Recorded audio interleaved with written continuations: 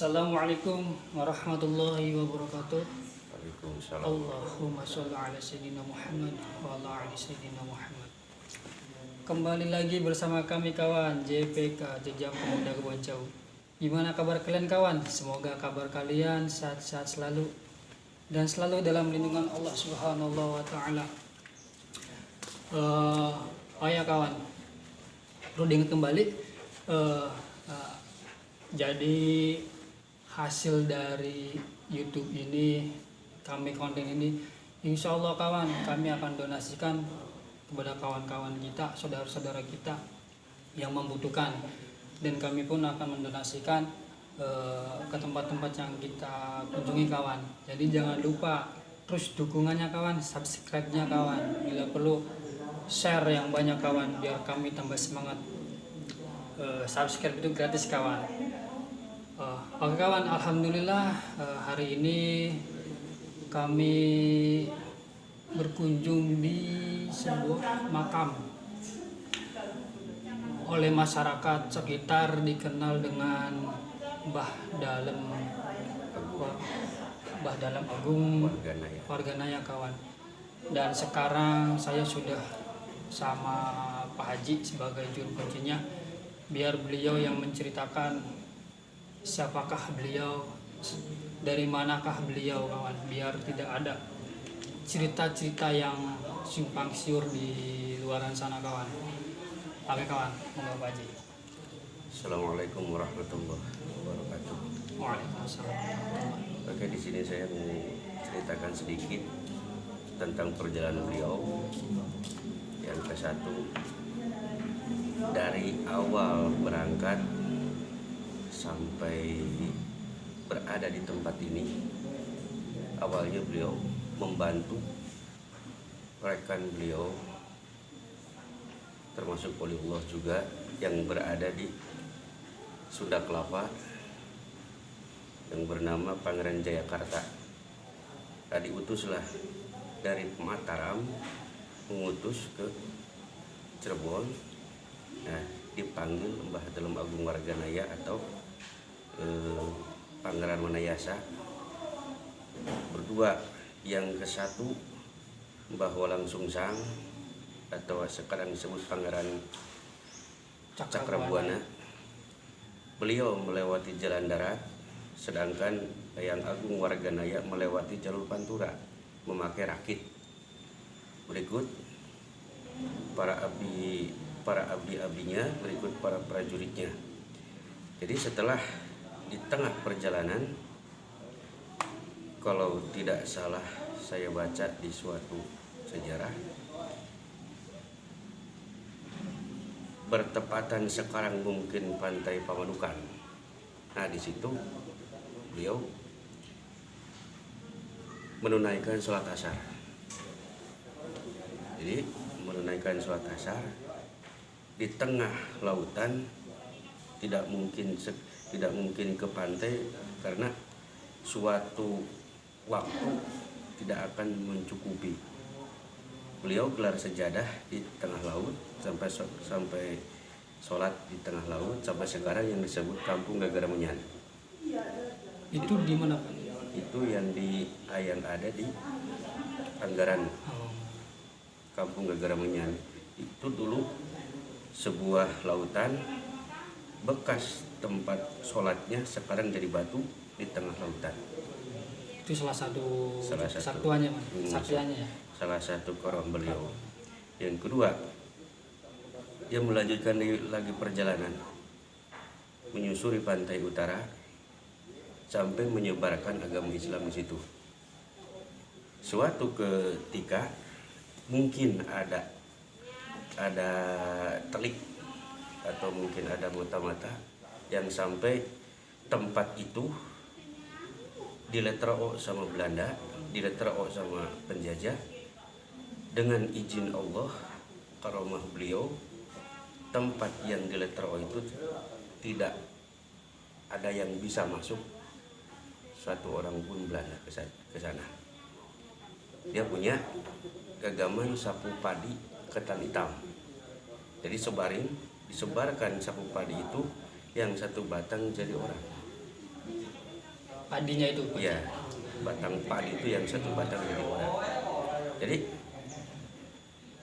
Belanda menangkap orang itu bukan menangkap orang aslinya, dia menangkap Padinya. itu. Sampai sekarang kampung itu disebut kampung Bobos.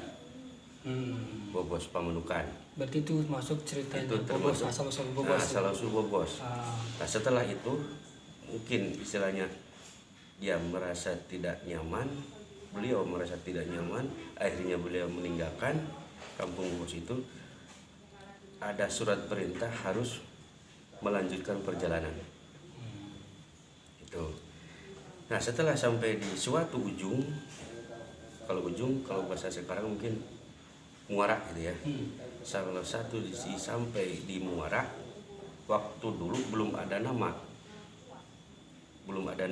Di situ berkumpullah para abdi-abdinya, berkumpul para aulia di situ. Sampai membagi tugas. Rekan-rekan seperjuangan kan beliau mungkin kalau nggak salah ada 15 orang. tapi yang mimpin Yang mimpin yang agung. Ada 15 orang. Jadi dibagi tugas. Sampai ke batas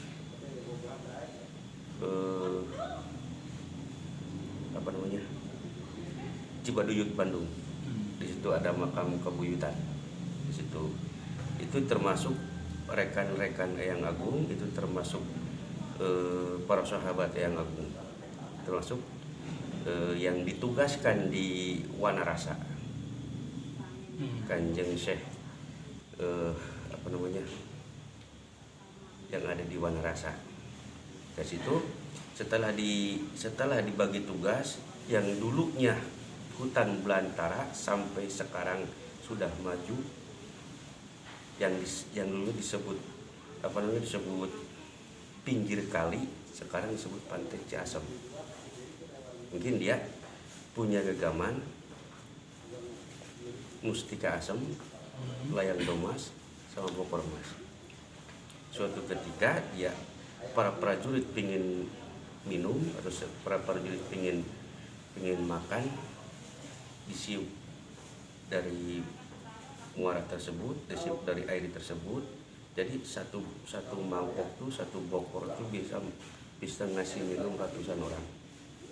Jadi Ciasem itu asal mula juga dari Mbah Agung sini. Iya. Yang nemuin desa itu. Jadi disebut Ciasem itu istilahnya air yang berupa manis, asam, segar. Itu yang bisa mengasih kehidupan sama orang lain dengan izin Allah. Dari situ suatu kampung di situ disebut sekarang Kampung Ciasem. Yang ada di seberangnya ke sana, sebelah timur kalau nggak salah, situ disebut Kampung Sabrang. Sampai sekarang harus melanjutkan perjalanan lagi. Soalnya apa? Jangan di sini, harus menjauhi permukaan laut 5 km. Dulu yang disebut Pantai Ciasem itu yang tepat sekarang jadi pasar. Pasar yang sekarang itu. Pasar yang sekarang jadi pasar itu dulunya pantai Ciasem. Sekarang jalan yang sekarang jadi jalan besar itu memang jalan udah ada. Itu. Terus yang Sungai Ciasem juga itu dari dulu udah ada. Iya, udah ada. Itu asli Walungan Ciasem itu dulu bisa dipakai minum, sekarang nggak bisa. Asin. Banyak kotoran orang. Dulu memang pantai namanya yang disebut kali itu bisa dipakai minum. Memang rasanya manis, asam, segar. Terus Itu. ini mumpung bahas Ciasem, Iya. dengar-dengar dulu katanya itu kali Ciasem itu tempat pembuangan mayat. Ke sini Zaman Belanda. zaman mungkin tahun 60. Berarti bukan zamannya Bukan. Mbah Agung. Bukan. Itu peninggalan Kanjeng Eyang Agung, peninggalan beliau ke satu nama kampung, kedua karomah jarah, ketiganya pohon. Tuh. yang sebut nama kampung tuh yang sekarang tadi disebut, yang tadi diucapkan. Yang ke satu Kampung Ciasem, yang kedua Kampung Patok Besi, yang ketiganya Buara di sini, keempat Kampung Duku. Nah, di situ di Duku itu dulunya hutan belantara, di Duku jadi bagi dua. Yang pertama Kampung Duku, yang keduanya Kampung Wanarasa. Nah, Kampung Duku dulunya dipakai apa? Modukuhan beliau. Jadi beranak pinak di situ. Istilahnya banyak yang nikah sama orang itu. Makanya jangan heran kalau daerah Duku sama ke sebelah lornya banyak bahasanya Jawa.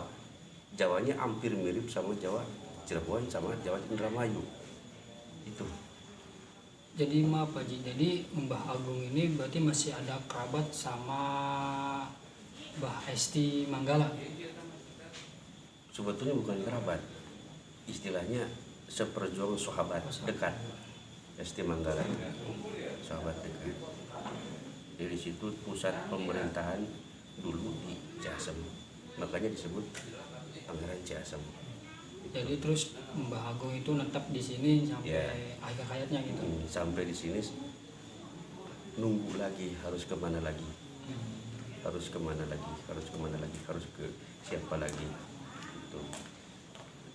Setelah ada mungkin puluhan tahun, mungkin ratusan tahun, ada surat utusan dari Cirebon ke Cirebonan, tolong cari, kalau ada pusaranya tolong urus, kalau masih ada Jumeneng, kalau ada Jumeneng tolong bawa pulang, berkumpul di keraton. Jadi anak cucunya mencari, itu juga enggak, istilahnya enggak berangkat langsung ketemu, enggak, puluhan tahun baru ketemu udah nggak ada, jadi uruslah di sini. Nah maaf Pak Ji, kalau boleh tahu semenjak Mbah Dalam menetap di Muara atau di sekarang ini di sini, itu Mbah Dalam itu berkeluarga lagi apa enggak? Allah alam. Saja yang saya tahu memang ada keluarga dari Bandung, keluarga dari Kasupuhan, yang saya tahu. Tegal Kapas. Tegal Kapas masuk. Kalau Tegal Kapas itu tempat perkumpulan para ulia, itu kan termasuk dari Ciasem juga, gitu kan? Masih Badalem. Masih bro. Jadi dari kekuasaan Badalem kan sampai ke Kampung Patok Besi. Dulu kan istilahnya supaya aman, gimana caranya? Jadi dibatas pakai besi kuning. Ini enggak ke sini, ini enggak ke sini. Dianya enggak berbenturan lah, walaupun tidak dibatas dengan secara dengan secara fisik, jadi pagar. Ini Sampai sekarang disebut Kampung Patok Besi. Patok. Iya. Jadi sampai perbatasan itu Kampung Ciasem ke sini. Dulu yang sekarang dipakai Perum Sang Hyang Sri memang dulu kebun jati. Dari dulu itu. Dari dulu kebun jati diganti sama kebun danas, ganti sama singkong. Tuh. Dari sini makanya disebut menganti itu nganti-nganti utusan, nganti-nganti pangjawa, sama dengan kita yang nginep di sini, sama kita yang ujarah di sini, supaya apa? Supaya nganti-nganti pangjawa dari Allah dengan syariat dari sini. Tujuan kita dikabul Allah, bukan di sini. Tuh. Oh ya kawan, awas jangan salah pandang ya kawan. Iya. Jadi peziarah dari luar daerah Subang ini atau dari masyarakat lokal sini berdatangan ke sini itu bukan minta sama Mbah lah istilahnya, tapi di situ istilah syariat. Jadi kami ini berdoa kawan, berdoa seenggaknya kalau kami berdoa kepada wali Allah diaminkan sama wali Allah, itu doa kita cepat diistajabah sama Allah kawan. Jadi sekali lagi jangan salah pandangannya kawan, salah pandangan. Kalau orang masyarakat penjara itu datang ke makam-makam itu mintanya ke makam, bukan kawan. Sekali lagi bukan minta ke makam kawan, tapi kami di sini penjara di sini itu berdoa kawan. Jadi kadang manusia mah punya keyakinan kalau berzikir dan berdoa di tempat-tempat wali Allah itu tingkat kehusuannya itu tinggi kawan. Oke kawan, jadi mungkin segini dulu kawan cerita dari sejarah Mbah Agung Dalem Walganaya atau Pangeran Jasem. Beliau utusan dari Kerajaan Mataram, tapi sudah Mataram Islam kawan, yang dipimpin oleh rajanya Raden Fatah kawan. Sultan Agung Raden Fatah, dan makam beliau itu ada di dalam kawan. Nanti kita lihat makam-makamnya. Sebenarnya semalam itu kami udah kesini kawan, dan ada satu yang sangat saya tertarik di sini. Ternyata di sini banyak benda pusaka kawan, ya Pak Haji. Dan sebagian benda pusaka itu udah dititipin sama Pak Haji. Dan itu datangnya secara goib Pak Haji ya, dititipin terawat kawan. Ada yang secara datang sendiri, itu ada yang dititipin. Nanti benda pusakanya nanti saya selipkan di akhir video ini kawan. Mungkin segitu aja, nanti kita lihat kawan makam beliau itu seperti apa kawan. Oke. Nah ini kawan makam beliau. Assalamualaikum.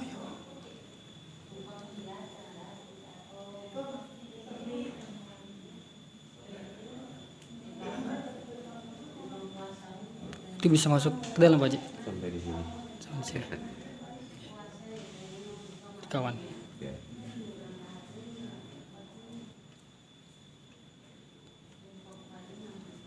Oke kawan. Oke. Jipan dari Karawang.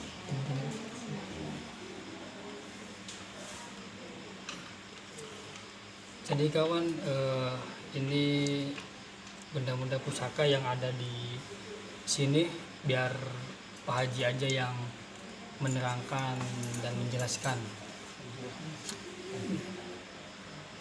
Nih Pak Haji.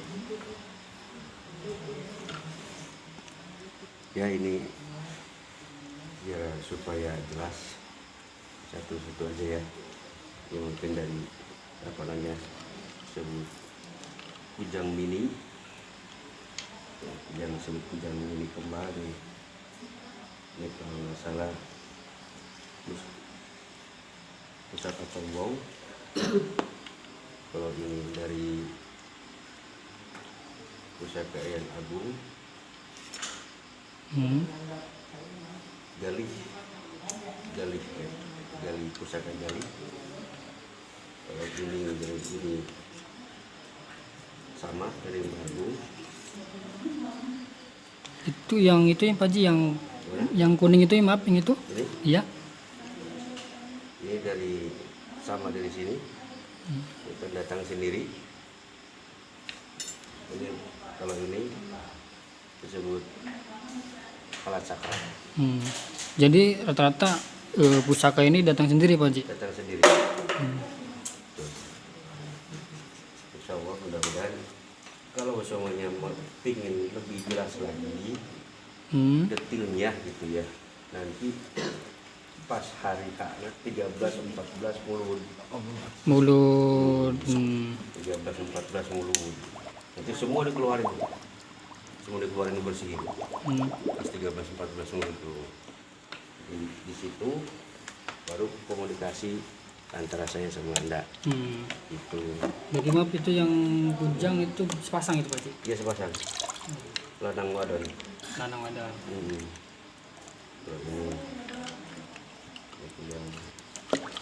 Kalau yang itu yang tadi panjang itu Julfikol.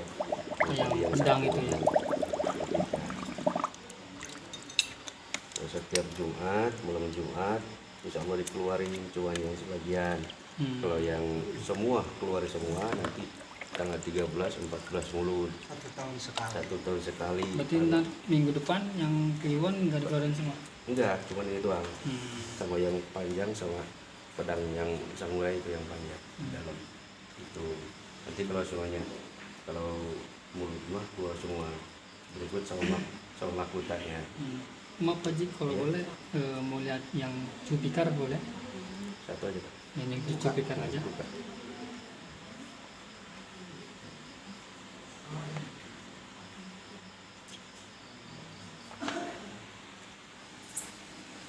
Jadi ini kawan yang mau tunjukin nama Pak Ji itu pedang Jupiter kawan. Menurut saya sangat menarik kawan. Ini replika yang bukan yang asli. Yang asli ada di Madinah. Iya. Pedangnya Rasulullah ya Pak. Iya.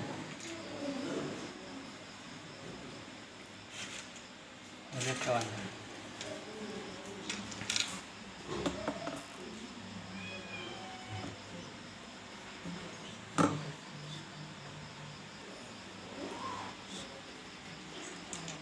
Wis, Bang. Oke kawan. Wis, Pak Haji. Udah. Wis.